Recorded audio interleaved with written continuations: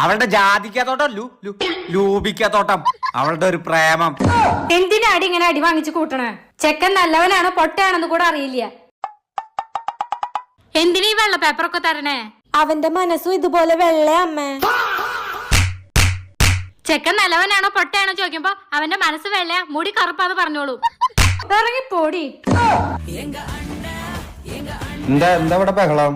ചേട്ടാ, ഞാനൊരു ചെക്കനെ സ്നേഹിക്കണ കാര്യം വീട്ടിൽ പറഞ്ഞപ്പോ ചെക്കന്റെ ജാതി ഏതാ മതം ഏതാ നോക്കി ഇവര് ചോദിക്കണേ. ഇക്കാലത്ത് ആരീ ജാതി അതൊക്കെ നോക്കണേ? ചെക്കൻ നല്ല ജോലിക്ക് പോയി സമ്പാദിക്കുന്നവനായാ മതി. അവൻ എത്ര സമ്പാദിക്കുന്നുണ്ട് മോളെ? അവൻ എന്നെ സമ്പാദിച്ചില്ലേ ചേട്ടാ? മോളിങ് വന്നേ.